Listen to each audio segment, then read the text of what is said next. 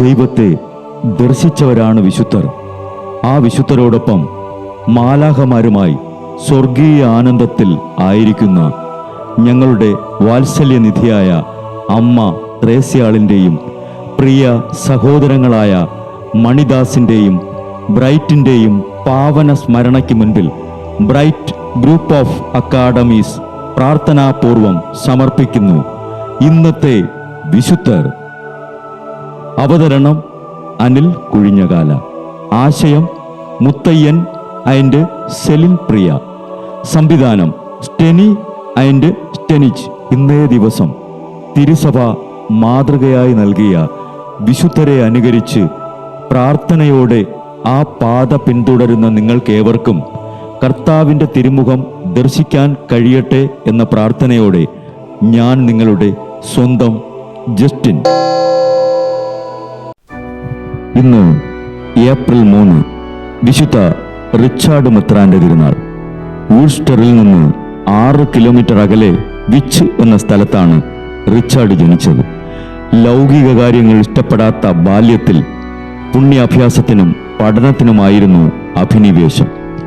മൂത്ത ജ്യേഷ്ഠന് പ്രത്യേക സഹായം ആവശ്യമാണെന്നറിഞ്ഞ് ഒരു ഭൃത്യനെ പോലെ അദ്ദേഹത്തിനായി റിച്ചാർഡ് അധ്വാനിച്ചു.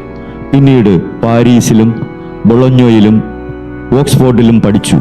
അവസാനം റിച്ചാർഡ് ഓക്സ്ഫോർഡ് സർവകലാശാലയിൽ ചാൻസലറായി. തുടർന്ന് കാൻറ്റർബറി ആർച്ച് ബിഷപ്പ് വിശുദ്ധ എഡ്മണ്ടിന്റെ ചാൻസലറായി. 1244 റിച്ചാർഡ് ചിച്ചെസ്റ്ററിലെ മെത്രാനായി. അന്നത്തെ ഇംഗ്ലീഷ് രാജാവ് ഹെൻറി തൃതീയൻ രൂപതയുടെ വസ്തുക്കൾ 2 കൊല്ലത്തേക്ക് മെത്രാനായിരുന്ന റിച്ചാർഡിനെ ഏൽപ്പിച്ചു. ഒടുവിൽ മാർപ്പാപ്പ ഇടപെട്ട രൂപതയുടെ സ്വത്തുക്കളുടെ മേലുള്ള അവകാശം ബിഷപ്പിന് ലഭിച്ചു. അവകാശം ലഭിച്ചപ്പോൾ ഉപവിപ്രവൃത്തികൾ വർദ്ധിച്ചു. രോഗികളെ സന്ദർശിക്കാനും മൃതരെ സംസ്കരിക്കാനും ദരിദ്രരെ തേടിപ്പിടിച്ച് സഹായങ്ങൾ നൽകിക്കൊണ്ടിരുന്നു. സ്വർഗീയമായവ ധ്യാനിച്ചു കൊണ്ടിരുന്ന റിച്ചാർഡിന്റെ മുഖം സദാ പ്രാർത്ഥനാ ചൈതന്യത്തിൽ തീക്ഷ്ണമായിരുന്നു. മാർപ്പാപ്പയുടെ നിർദ്ദേശപ്രകാരം കുരിശ് യുദ്ധത്തിന് ഭടന്മാരെ ക്ഷണിച്ച് പ്രസംഗിച്ചു കൊണ്ടിരിക്കുമ്പോൾ പനി പിടിച്ച് 1253 ഏപ്രിൽ 3 56-ാമത്തെ വയസ്സിൽ ഇഹലോകവാസം വെടിഞ്ഞു. ദൈവം പരിശുദ്ധനാണെന്നും നമുക്ക് വേണ്ടതെല്ലാം അവിടുന്ന് തരുമെന്നും ചൊല്ലിയ വിശുദ്ധ റിച്ചാർഡെ ഞങ്ങൾക്ക് വേണ്ടതെല്ലാം നൽകി ഇന്നേ ദിവസം അനുഗ്രഹിക്കാൻ കർത്താവിനോട് അപേക്ഷിക്കണമേ.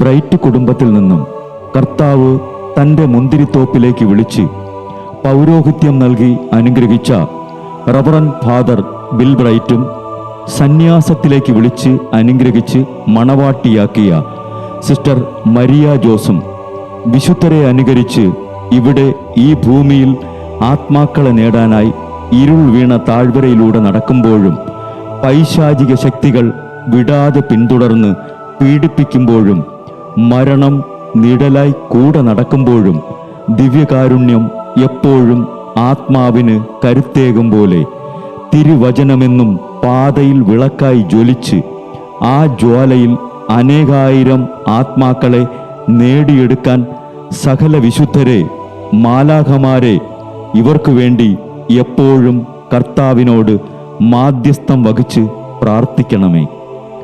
അനുദിന വിശുദ്ധർ നടന്ന വഴിയെ നടക്കുന്ന ഇവർക്ക് പിന്നാലെ കൽപ്പനകൾ പാലിച്ച് കരുത്തോടെ നടക്കുന്ന ഞങ്ങളും ഞങ്ങളുടെ പ്രിയപ്പെട്ടവർക്ക് അരികിലെത്തി നിത്യസൗഭാഗ്യം പങ്കിടാൻ അനുഗ്രഹമരുളണമെന്ന് കർത്താവേ അങ്ങയോട് ഞങ്ങൾ പ്രാർത്ഥിക്കുന്നു.